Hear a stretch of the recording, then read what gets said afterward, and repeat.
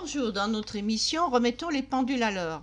Alors dans cette émission, nous allons aborder à la fois une question d'ordre intérieur, y a-t-il une autre politique plus ambitieuse que celle euh, dénommée col roulé, couette et réforme des retraites, comme l'a bien dit un journaliste de CNews. Et donc également des questions sur le plan international, c'est-à-dire notamment évidemment en premier nous rendrons hommage à ces femmes qui maintenant sont suivies par les hommes en Iran, qui se sont révoltées donc contre la tyrannie des mollahs. Nous verrons donc le conflit russo-ukrainien et la chinisation forcée du Xinjiang. Avec cette question, nous évoluons vers des tensions internationales faisant craindre demain un monde de guerre encore pire que celui actuel. Et un autre monde est-il possible, notamment donc en évoquant les sujets que je vous ai annoncés.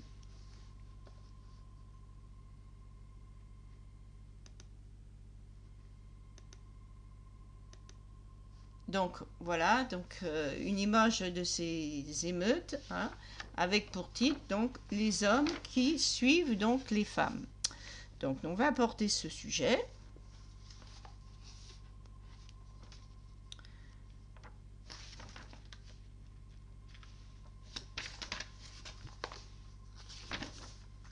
Je vous demande 2 minutes. Voilà. Alors, je tiens à saluer le sacrifice des femmes iraniennes qui sont de véritables martyrs de la liberté, ainsi que le courage de tous les hommes qui se sont levés pour les soutenir au prix de leur vie. Les mollahs iraniens corrompus sacrifient leur propre peuple à la pérennité de leur statut social dans leur régime corrompu, aveuglés par la bêtise. Comment osent-ils accuser les artisans de ce soulèvement populaire de traîtrise à la nation quand eux-mêmes se sont livrés poings et pieds liés à la Russie? Perdre son indépendance pour un pays, qu'y a-t-il de pire? L'Iran est devenu le vassal de la Russie. En 2016 déjà, dans le cadre du conflit en Syrie, les responsables iraniens ont permis à la base militaire de Najah Hamadan à l'ouest de l'Iran, ils ont permis donc à l'aviation russe d'utiliser cette base militaire. Une première depuis la révolution iranienne de 1979. Des voix se sont alors élevées pour rappeler que la constitution iranienne ne permettait pas à un pays étranger de disposer d'une base en Iran, ce qui semble logique. Son usage par la suite, sans cesser cependant, s'est fait plus discret. Et l'Iran, il était question même qu'elle permette à Moscou d'installer une base dans le golfe Persique pour servir de dissuasion vis-à-vis des USA. Dernièrement, ce sont des drones iraniens qui furent livrés à la Russie dans sa guerre en Ukraine. Quel avantage peut bien avoir l'Iran de se mêler du conflit russo-ukrainien? On se demande. Alors que la Russie menace de guerre nucléaire, si elle frappait effectivement l'Ukraine, les USA et les Russes, ne désirant pas évidemment rentrer dans un conflit direct, il n'est pas impossible que l'Iran fasse les frais de représailles de l'OTAN dans ce conflit en tant qu'allié de la Russie. Donc, quand on prend des risques, il faut que ça soit à l'avantage de son propre pays. Là, on se demande quel est l'avantage de l'Iran, si ce n'est de se marginaliser un peu plus. Quelle hypocrisie de la part de l'Iran que cette persécution des femmes au prétexte qu'un voile ou foulard mal mis serait une insulte à l'islam, alors alors que les gouvernants donc de l'Iran se sont alliés à la Chine, qui emprisonne les musulmans du simple fait de lire le Coran. Et donc des dirigeants qui ont même déclaré que l'islam devait être éradiqué de la région du Xinjiang. Or, cette région, jadis, fut une région autonome. Elle n'a été conquise qu'au XVIIIe siècle. C'est l'ancien Kurdistan oriental. Et il y a eu constamment des émeutes, des remises en question donc de la domination chinoise. Et ce n'est que très récemment donc que c'est devenu vraiment une province chinoise très contrôlée donc du fait des richesses qu'elle recèle par les Chinois. Bon, les femmes doivent être respectées. En tant qu'être humain libre, les Mollahs pensent-ils que les Iraniens... oui, et puis alors pour ce qui est du foulard, hein, je rappelle, la séduction ne passe pas par la chevelure, mais beaucoup plus par le regard séducteur. Et ça, la seule chose, eh bien, dans ce cas-là, qu'il demande donc aux femmes à l'extérieur de porter, mettons, un chapeau et des lunettes de soleil comme alternative possible au voile. Bon, ça sera toujours peut-être plus confortable qu'un voile. Est-ce que c'est aussi ce symbole donc de soumission que ces femmes rejettent? Les femmes, je l'ai dit, doivent être respectées en tant qu'êtres humains libres. Est-ce que les Mollahs pensent que les Iraniennes ne sont pas des femmes intelligentes, qu'il n'y aurait pas parmi elles des femmes de la stature, par exemple en Angleterre, d'Élisabeth Ier, reine d'Angleterre, sous laquelle l'Angleterre connut ses plus grandes heures de gloire, hein, avec un empire mondial. La reine Victoria, qui œuvra pour maintenir la paix en Europe, et à sa mort, donc, puisqu'elle avait une influence un peu sur tous les princes des différentes familles royales qu'il y avait à cette époque, puisqu'ils étaient tous plus ou moins apparentés et donc descendants de la reine Victoria. Et à sa mort, eh bien, on a eu le conflit de 14-18, un conflit dramatique. Ou encore Margaret Thatcher ou Angela Merkel. Imagine-t-on ces femmes voilées au prétexte qu'elles devraient être soumises aux hommes. Croit-il vraiment que des mèches de... oui, donc la séduction, c'est ce que je vous ai dit. Quand donc intégreront-ils l'idée que les filles ont pour moitié la patrimoine de leur père et que les garçons ont pour moitié le patrimoine génétique venant de leur mère? À partir de là, comment peut-on hiérarchiser entre l'homme et la femme? Bien, maintenant nous allons aborder donc le problème du Xinjiang. Alors, je vais vous montrer un peu déjà la photo.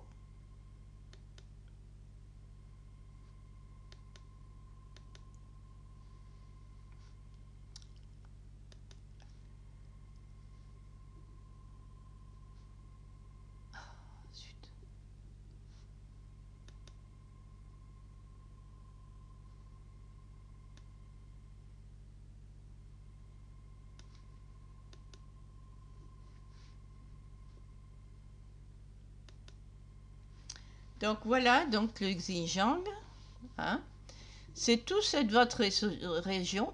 Et donc vous voyez là, dans le petit carré en haut, vous avez la représentation de toute la Chine et vous pouvez constater que le Xinjiang est cette région au nord et la plus à l'ouest de la Chine.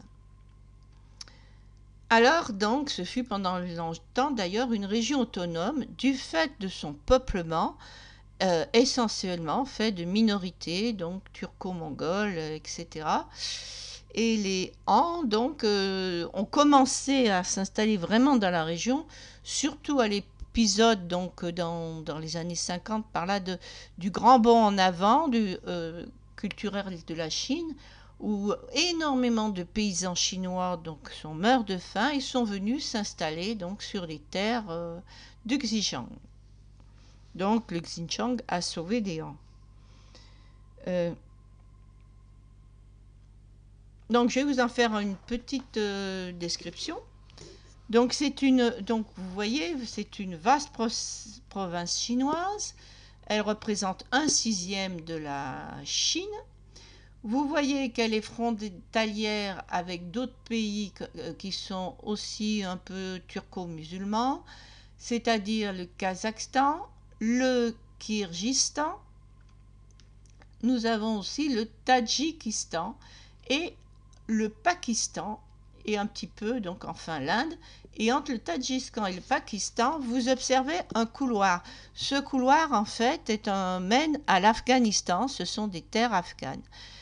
Donc c'est la crainte de la Chine que par cette région soit infiltrée par des talibans, des extrémistes pouvant venir donc de l'Afghanistan. Et c'est pour ça donc qu'ils mènent une politique de répression sévère dans cette région, puisqu'il y a déjà eu, il est vrai, déjà des attentats islamiques dans cette province. Alors donc, cette région se rattache culturellement donc au monde turco-mongol et bénéficie au regard de l'importance de ces minorités nationales du statut de région autonome depuis 1955. À cette marginalisation culturelle s'ajoute une marginalisation géographique. Alors là, on voit qu'il y a d'immenses régions désertiques qui sont représentées en blanc là sur la carte.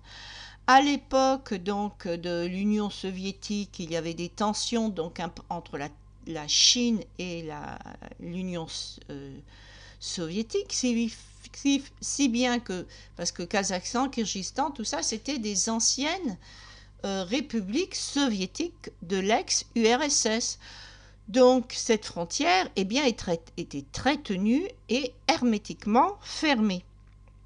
Ce qui explique donc cet enclavement, cet isolement un peu de cette province, d'autant plus qu'elle était peuplée donc de diverses minorités, essentiellement donc les Ouïghours,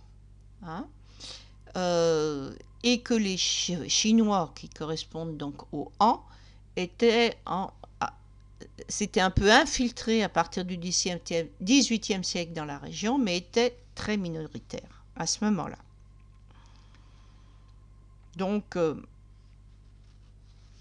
voilà, on avait un peu l'image de deux Chines, cette Chine un peu arriérée, très désertique, avec une très faible densité du fait de l'importance des chaînes montagneuses et des déserts.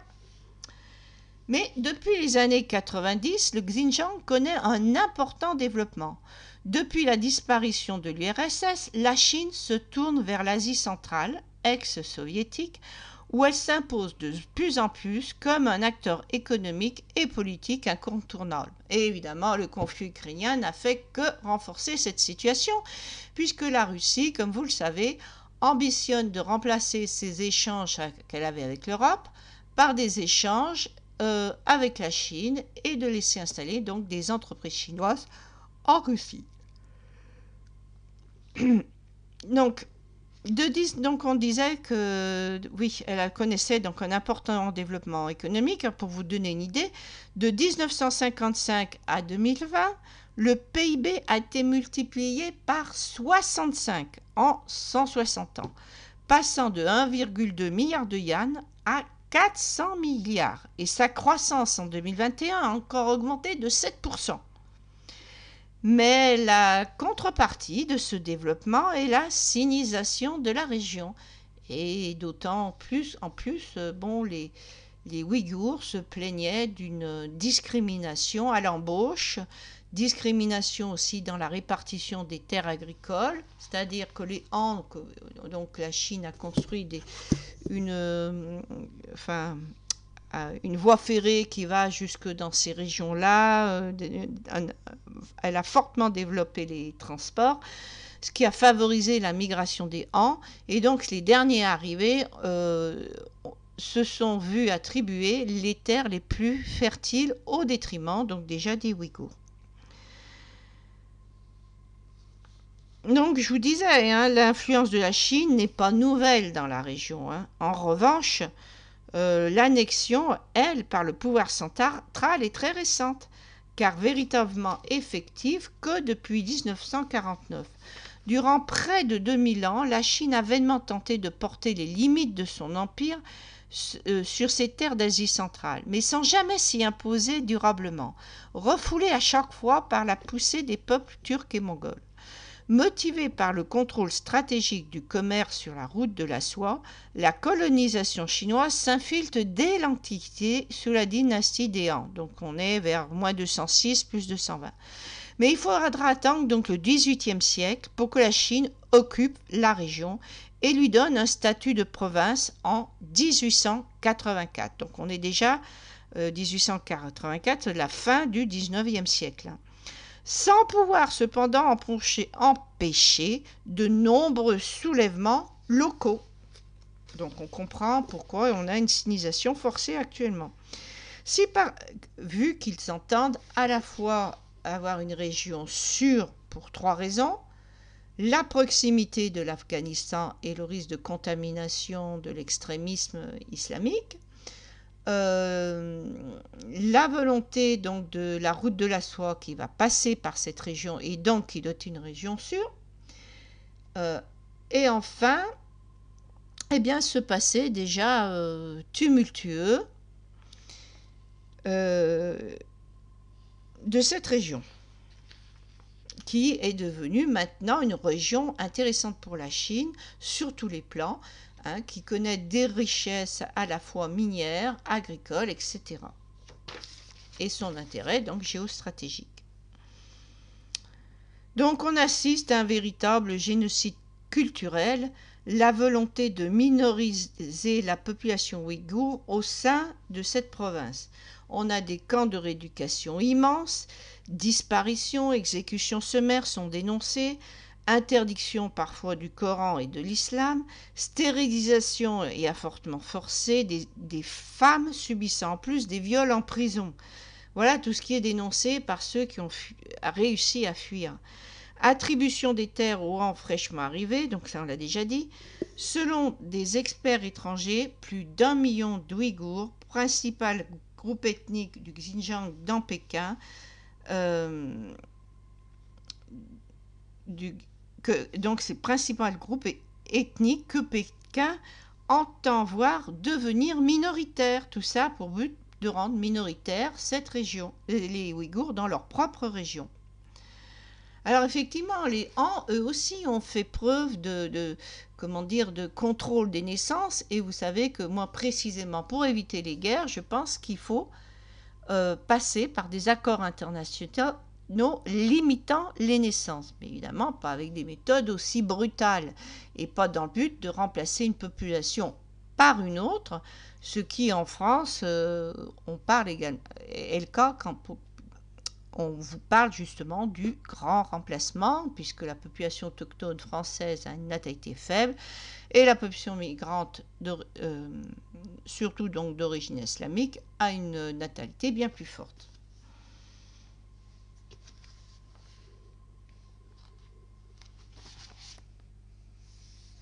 Donc voilà pour les Ouïghours. Et donc on peut se poser, quelle solution pourrait-on envisager à la fois pour ces problèmes, pour qu'il y ait à la fois une démarche humaniste et qu'il y ait un respect de l'intérêt de l'État de la Chine. Alors pour ça, on va observer cette carte. Alors comme je vous ai dit, culturellement, donc les Ouïghours, ils sont de part et d'autre des frontières. En fait, c'est des populations à l'origine nomades, et donc culturellement, ils sont proches à la fois donc des peuplements du Kazakhstan, on a aussi également du Kirghizistan et du Tadjikistan. bien que le Kirghizistan, lui, ça soit plutôt des populations indiennes. Mais pour ce qui est des Mongols, quoi, turco-mongols, on les retrouve donc au Tadjikistan et au Kazakhstan. Eh bien, pourquoi n'encouragerait-on pas une migration pour ceux qui refusent la chinisation, ceux qui se retrouvent dans des camps notamment, vers des pays comme le Tadjikistan ou le Kazakhstan, en compensant notamment par l'attribution, donc peut-être d'une partie du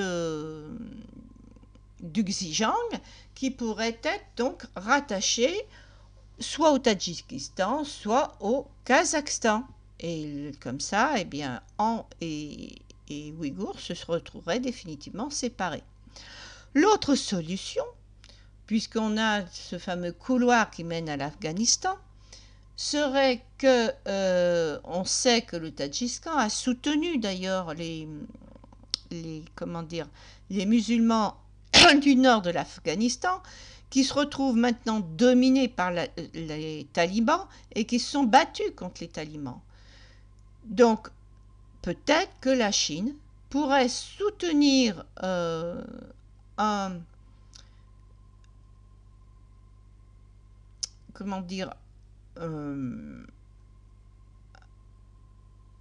contrôle donc du nord de l'Afghanistan qui pourrait faire sécession donc avec le sud et s'allier par exemple au Tadjikistan, former une fédération avec en échange eh bien justement des Ouïghours qui s'installeraient donc dans la région.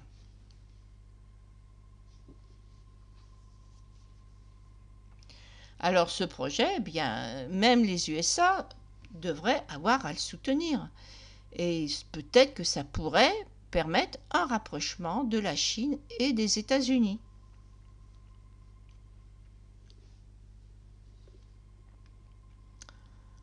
Bien.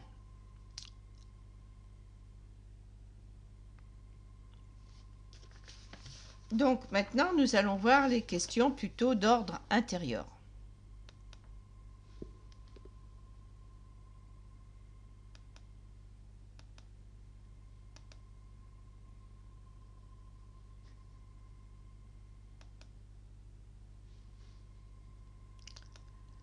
Alors voilà, sobriété énergétique, col roulé, doudoune, étendoir, quand le gouvernement fait la leçon. Bien. Alors, effectivement, je ne vais pas, en ce qui me concerne, cependant, critiquer cette incitation parce que il est vrai que vous avez beaucoup de personnes qui en hiver vivent en chemisier chez eux en chauffant à tout va. Eh bien, en ce qui me concerne, je ne l'ai jamais fait, par mesure d'ailleurs écologique, autant qu'économique, et ça ne me gêne pas, c'est une question d'habitude de travailler à mon bureau, mais en étant couverte, en m'enveloppant même d'une petite couverture, etc. Ou mettant des grosses chaussettes. Donc je pense qu'en se couvrant la nuit, donc il y a il faut retrouver les habitudes sur ce plan-là qui étaient celles tout simplement de nos parents ou grands-parents pour d'autres.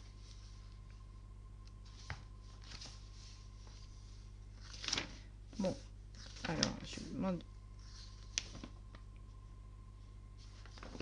Donc nous allons venir maintenant, comme je vous l'ai dit, donc à la France. Voilà, alors un journaliste disait donc peu enthousiaste par une politique qui se résume à col roulé, couette et retraite, même si c'est quand même important. Là, je le comprends effectivement, il faudrait peut-être tout de même donner des ambitions un peu plus grandes, surtout à nos jeunes. Certes, alors,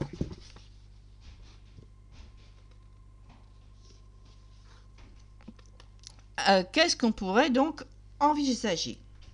Alors, on en revient toujours aux mêmes choses. Ce qu'il faut, c'est un équilibre, un contrôle qui passe surtout par un équilibre des naissances.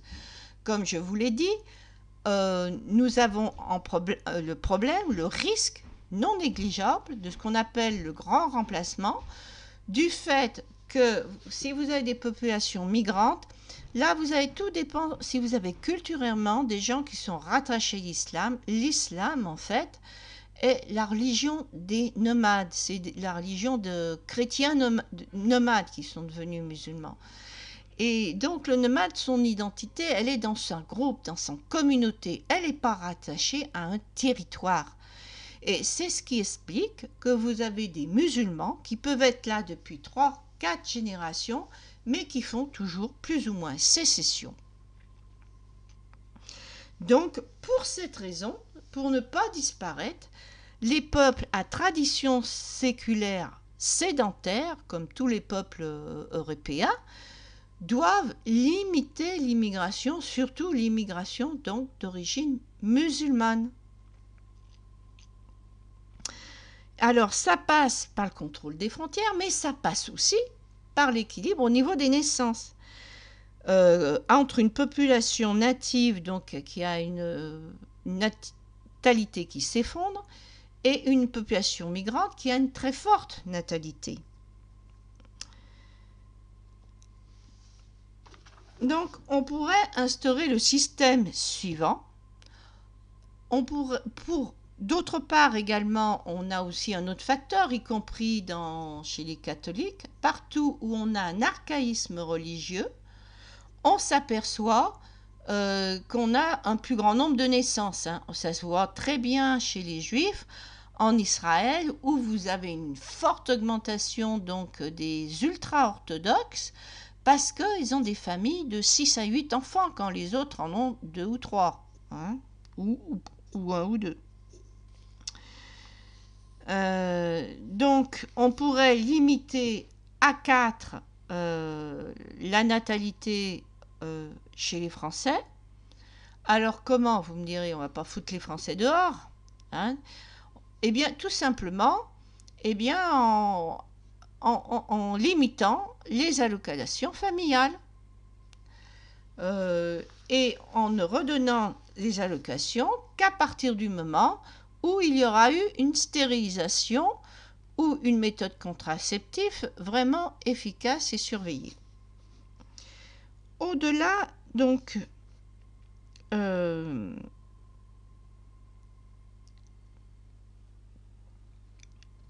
ensuite, pour les populations migrantes, on pourrait limiter ce nombre à 2, parce que lorsqu'on accepte, par exemple, de prendre en charge, mettons, un couple, cela ne veut pas dire que la génération de nos enfants sera à même de pouvoir accueillir une famille de 6 ou 8, et parfois plus, lorsqu'on a en plus les problèmes de polygamie. Ça s'est vu aussi assez régulièrement.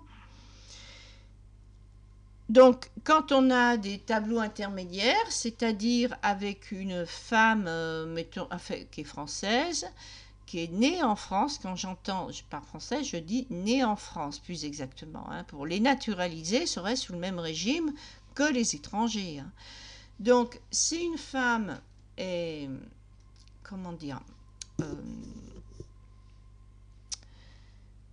est française et qu'elle épouse un étranger, à ce moment-là, on limite à 3. Donc déjà là, forcément, notre consommation d'énergie est forcément liée à l'importance de notre population, d'où l'importance de contrôler notre population. Lorsque nous étions une population forte, nous étions entre 40 et 50 millions d'habitants, même si la population mondiale, effectivement, a augmenté. Et il nous faudrait également des accords avec le Maghreb pour une politique solaire, c'est-à-dire pouvoir installer des zones utilisant donc l'énergie solaire, qui a quand même bien progressé, avec des complexes artisanaux industriels, et qui serait donc une stabilisation, qui pourrait permettre même un retour de certaines populations vers le Maghreb, en développant donc par la suite même un canal, développant des oasis, etc. je crois que c'est pas qu'au niveau du Maghreb, mais c'est au niveau mondial, plus que la politique spatiale, il devient vraiment urgent de faire une politique pour lutter contre la désertification et l'exploitation de l'énergie solaire des déserts. Alors évidemment, vous me direz, c'est insupportable de travailler dans le désert. Mais on peut aussi utiliser cette énergie pour climatiser donc les zones de travail, faire des horaires de travail qui soient plutôt aux heures les moins ensoleillées. Et on pourrait également faire des systèmes de contrats de travail, 3 à 6 mois de travail dans une zone, suivi de 3 à 6 mois de repos.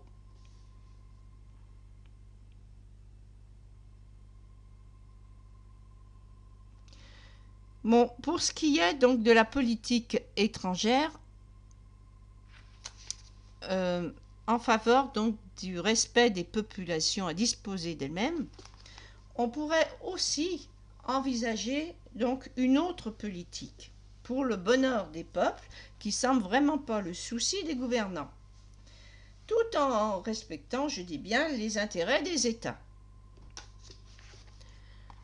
Ainsi en Ukraine, bon, si le Donbass devient russe et que effectivement un référendum montre que les populations l'approuvent, les mines doivent rester appartenir à l'État ukrainien.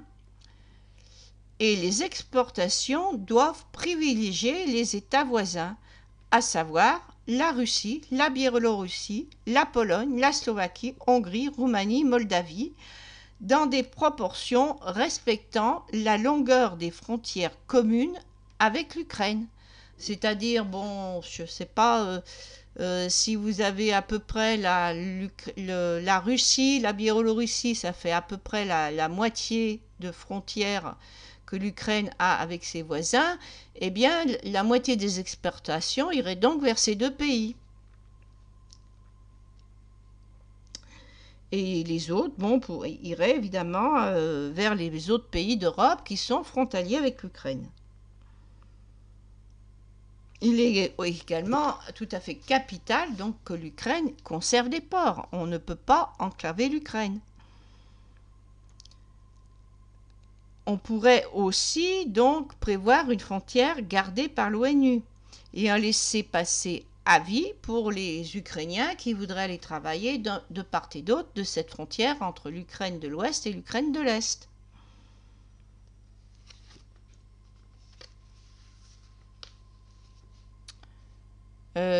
On peut aussi peut-être envisager, est-ce qu'on pourrait, pour éviter d'avoir perpétuellement un problème donc du style Alsace-Lorraine, est-ce qu'on pourrait envisager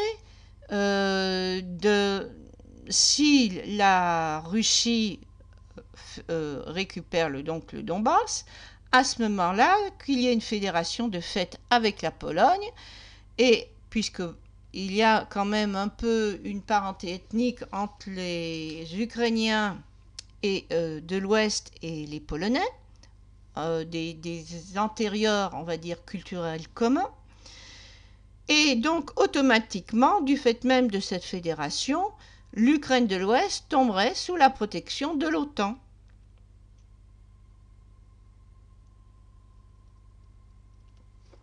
Voilà, donc je pense qu'on a fait le tour.